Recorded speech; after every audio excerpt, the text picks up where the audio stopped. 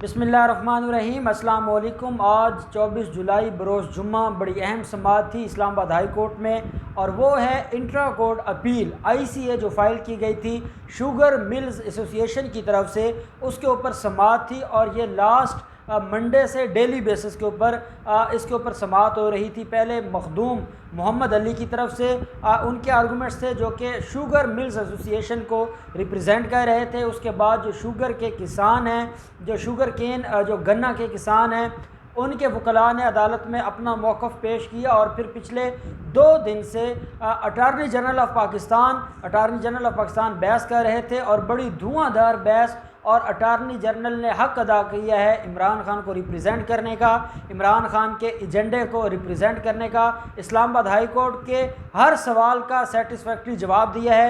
मैंने आपको बताया था कि 20 जून को जब ये फ़ैसला आया था, और जिस दिन स्टे खारिज हुआ था शुगर मिल्स एसोसिएशन का, जो इस्लामाबाद हाई कोर्ट के चीफ जस्टिस अतर मिनल्ला साहब ने 10 दिन का स्टे दिया था, 20 जून को वो खारिज होता है। और वो 20 जून को जिस दिन खारिज हुआ था, मैंने आपको बताया था सारी की सारी मेहनत वो अटारनी जनरल ऑफ पाकिस्तान की थी। अटारनी जनरल ने जिस तरीके से केस को रिप्रेजेंट किया था, ना सिर्फ उनकी दरख्वास्तें खारिज हुई थी, ना सिर्फ उनको जो रिलीफ दिया गया था वो खारिज हुआ, बल्कि इस्लामाबाद हाई कोर्ट ने साथ ये भी फरमाया था कि जो अथॉरिटीज़ हैं, चाहे वो FIA है, चाहे वो नैब है, वो इस शुगर इंक्वायरी रिपोर्ट के मुताबिक इनके ख़िलाफ़ कार्रवाई की जाए। और इनको जिन जिन लोगों ने मुल्क को लूटा है, जो मुल्क लूटने के ज़िम्मेदारान हैं, उन सब को पकड़ा जाए और उनको कोई माफ़ी ना दी जाए।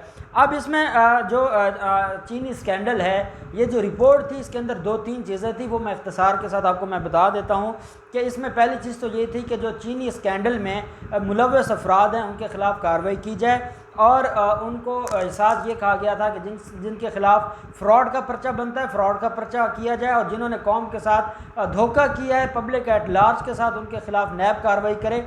और अगली सिफारिश ये की गई थी कि उनसे रिकवरीज़ की जाएँ। उस रिपोर्ट में यह कहा गया था कि जिन लोगों ने मुल्क को लूटा है, या जिन्होंने इस गैर कानूनी तरीके से पैसा कमाया है, उन लोगों से हर हाल में रिकवरीज़ की जाएँ।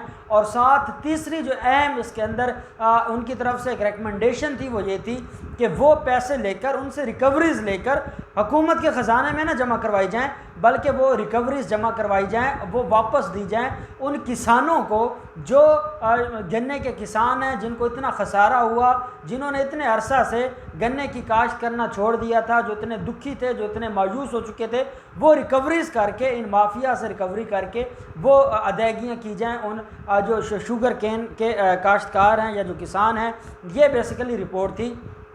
इस रिपोर्ट से तकलीफ़ थी शुगर मिल्स एसोसिएशन को, वो उस तकलीफ़ की वजह से बड़े परेशान थे, और वो इस परेशानी का इजहार करते हुए उन्होंने पहले इस्लामाबाद हाई कोर्ट में रिट पिटीशन फ़ाइल की थी। 12 जून को 10 दिन के लिए उनको स्टे ऑर्डर दिया गया था। उनको जो रिपोर्ट है, इंक्वायरी रिपोर्ट, उसके ऊपर मना कर दिया गया था अथॉरिटीज़ को कि कोई कार्रवाई ना हो। साथ कह दिया गया था कि आपने 70 रुपये की चीनी बेचनी है। जब 7 दिन गुजरे और कुछ शुगर मिलों ने पार्टी बनने के लिए दरख्वास्त दी, तो चीफ जस्टिस अतर मिनल्ला साहब की नॉलेज में ये बात लाई गई कि वो 70 रुपये चीनी नहीं हुई। तो जो अतर मिनल्ला साहब थे, उन्होंने फिर 20 जून के लिए उस केस को फ़िक्स किया। और उस दिन फिर अटारनी जनरल ऑफ पाकिस्तान की भी बहस हुई। जो वकला थे पिटिशनर्स के, वो मखदूम मोहम्मद अली ख़ान भी थे और सलमान अकरम राजा भी थे, उनकी भी बहस हुई। और अदालत ने उनकी दरख्वास्तें भी खारिज की, और साथ जो रिपोर्ट थी उसको लीगल एक कवर भी दिया, और उसके ऊपर जो सवालात उठाए गए थे उनको भी नल एंड वाइड डिक्लेयर किया। और अदालत ने कहा कि ये रिपोर्ट कानून के मुताबिक है, और साथ ये कह दिया था कि इस रिपोर्ट के मुताबिक कार्रवाई की जाए इन लोगों के ख़िलाफ़, और इनको हर हाल में पकड़ा जाए। अब 4 दिन गुजरे थे, 24 जून को ये चले जाते हैं सिंध हाई कोर्ट में। सिंध हाई कोर्ट से स्टे मिल जाता है 30 जून के लिए। 30 जून से एक दिन पहले 29 जून को अपील फ़ाइल कर दी जाती है वफाकी हुकूमत की तरफ से, जो अपील लगती है 4 जुलाई को। 4 जुलाई को जो सस्पेंड करना था stay order Sindh high court का, वो रिलीफ नहीं मिलता वफाकी हुकूमत को। केस को 14 जुलाई के लिए फ़िक्स कर दिया जाता है। मीडिया ने तमाशा बना दिया कि वफाक हार गया, वफाक को स्टे नहीं मिला। जो स्टे ऑर्डर था सिंध हाई कोर्ट को, उसको सस्पेंड ना किया गया। लेकिन 14 जुलाई को ना सिर्फ वो स्टे ऑर्डर सस्पेंड हुआ, बल्कि इमरान खान को ये अख्तियार दे दिया गया था कि वो इन लोगों के ख़िलाफ़ कार्रवाई करें, और जो भी कानून के मुताबिक कार्रवाई बनती है वो इनके ख़िलाफ़ की जाए।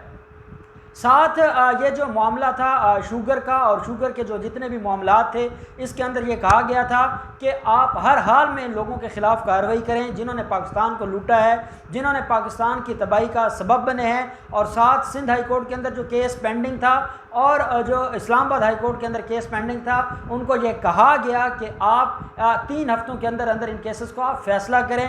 अब इन्होंने क्या किया था कि एक इंट्रा कोर्ट अपील फ़ाइल कर दी थी, और इंट्रा कोर्ट अपील इसलिए फ़ाइल की थी, इनको पता था कि वो ऑर्डर 20 जून का फाइनलिटी अटेन कर चुका है, और जो सिंध हाई कोर्ट ने उस ऑर्डर के बावजूद एक नया ऑर्डर दिया है वो इलीगल है, और यही सवाल उठा था सुप्रीम कोर्ट में। तो इन्होंने 20 जून के फैसले को चैलेंज किया इंट्रा कोर्ट अपील में। इंट्रा कोर्ट अपील जब फाइल हुई तो वो जो ऑर्डर था 20 जून का वो सस्पेंड ना हुआ, बल्कि रेगुलर हेयरिंग के लिए अदालत ने फ़िक्स कर दिया। जब अदालत ने उसको फ़िक्स किया तो सबसे बड़ा ये हुआ कि अदालत ने कहा कि 3 हफ्ते का हमें टाइम मिले, हम डे टू डे चलाएंगे, और ये डे टू डे चलते चलते आज इसके ऊपर आर्गूमेंट्स कंप्लीट हुए हैं और फैसला महफूज कर लिया गया है, जो कि नेक्स्ट वेडनेसडे को, नेक्स्ट बुध को सुनाया जा सकता है। और तहरीरी जवाब भी अदालत ने कहा है कि पार्टियों के वकला को कि वो अपना अपना तहरीरी उनके पास जो मवाद है वो जमा करवा दें, क्योंकि जब भी अदालत ने जजमेंट लिखनी होती है तो जजमेंट में फिर दोनों पार्टीज़ का जो मौक़िफ़ होता है उनके वकला का वो लिखना होता है। तो वो फिर जब इतनी डिटेल बहस होती है तो कहा जाता है कि आप वो रिटर्न दे दें। जैसे काजी फ़ायज़ ईसा केस की कंप्लीट जजमेंट के लिए अभी तक जो हैं अपना वज़ीर कानून अब बन गए हैं हमारे बैरिस्टर हमारे वज़ीर कानून बने हैं, उनको ये कहा गया है फ़रोग़ नसीम साहब को कि वो अब जमा करवाएं। अब फ़रोग़ नसीम साहब ने वो जमा करवाना है तो वो फिर उसका हिस्सा बन जाएगा, और यही जजमेंट होती है जिसके बारे में हमारी जो वो माफिया है, जो ये बड़ी ऊपर उम्मीद है कि शायद उस जजमेंट के आने के बाद इमरान खान के लिए कोई मसाइल पैदा हो जाएंगे। वो जजमेंट बेसिकली होती है दोनों साइडों के वकला के आर्गूमेंट्स लिखे जाते हैं, और फिर ऑब्जर्वेशन वही है जो आ चुकी है। अब आज जो अटार्नी जनरल ने 2-3 सवालात उठाए हैं वो बड़े वैलिड हैं। इनका सबसे मेन सवाल ये था कि जिस वजारत की तरफ से ये इंक्वायरी होनी थी उस वजारत की ना कोई समरी भेजी गई थी काबीना डिवीज़न में, और ना काबीना डिवीज़न ने ये मंजूरी दी थी कि इनके ख़िलाफ़ इंक्वायरी की जाए। और ये बेसिकली सवाल था, और उनका ये कहना था कि जो फार्मेशन है इस सारे के सारे मरहले पर जो फार्मेशन है इस इंक्वायरी कमीशन की वो गैर कानूनी है और उसको नल एंड वाइड डिक्लेयर किया जाए।